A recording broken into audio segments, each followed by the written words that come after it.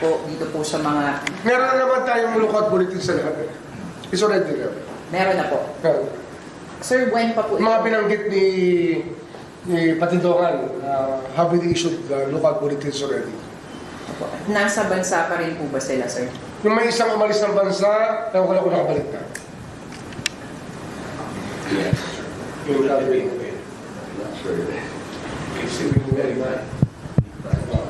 pero kasi umalis na, pero di ko namin alam kung balik na. Sir, is he a main player? Isa po sa mga alpha members po? Kapatid siya ni Ato Al.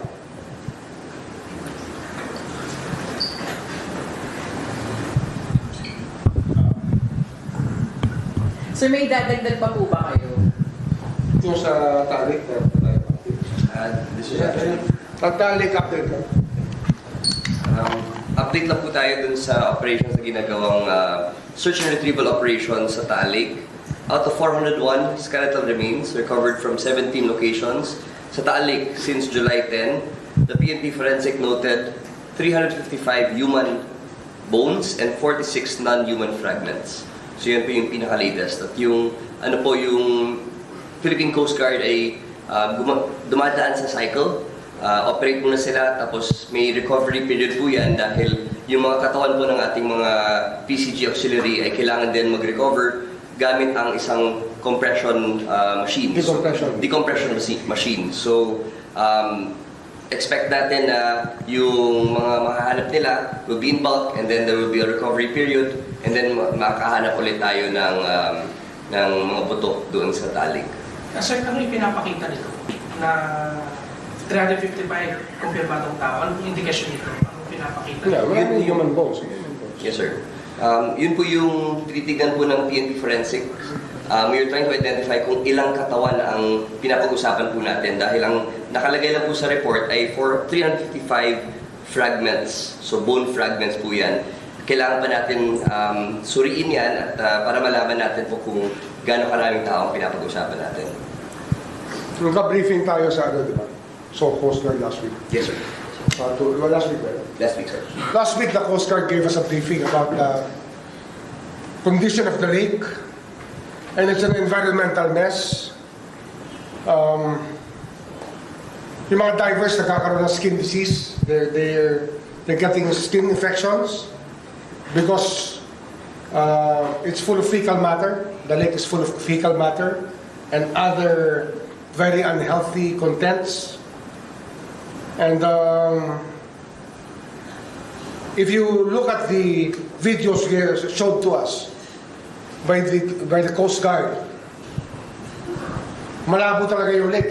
Kasi ang dumi niya talaga, tapos ang lalim niya, so the sunlight is not able to penetrate under, so they have to use searchlights, more than 15 to 80,000 lumens, which is by far a very strong kind of light.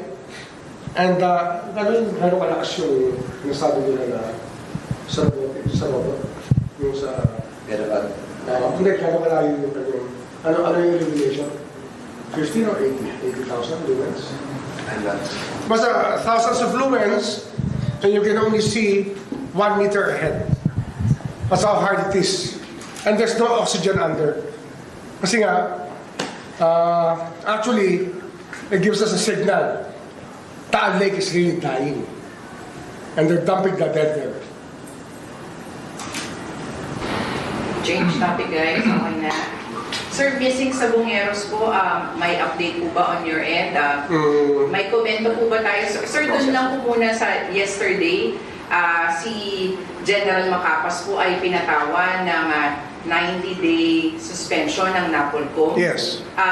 May komento po ba kayo dito? Kasi siya po, sir, yung tinukoy niyo po noon. I was asking, actually, I wanted General Macapas not to be evenly assigned, but just put on the freezer at that time. And I'm happy that this was done with the NAPOLCOM. Masaya ako. Sir, mas marami... Dapat lang mangyari yan. Sir, mas marami po ba siyang alam? Ano po ba ang... Hindi, ano lang yan. Talagang... parang gusto niyang palitan yung teorya ng kaso. Sir, may mga binanggit din po kahapon dun sa NAPOLCOM na may tinitignan pa pong isa pang aktibong general and then some other officials daw po na maaaring konektado o may kaugnayan dun po sa mga kaso. Posible. Kasi marami kami na pag-uusapan na dati na mga isa pang general na ginawang regional director na hindi dapat inilagay sa pwesto yun. Kasi siya yung naging nagbigay ng tulong at ayuda sa mga suspect dito sa missing sa Morelos case. Sir, itinago niya? Basta daw sila nung lumipat yung general ng opisina, kinuha niya itong mga to be under his wing. Yung mga suspects sa missing sa Morelos case.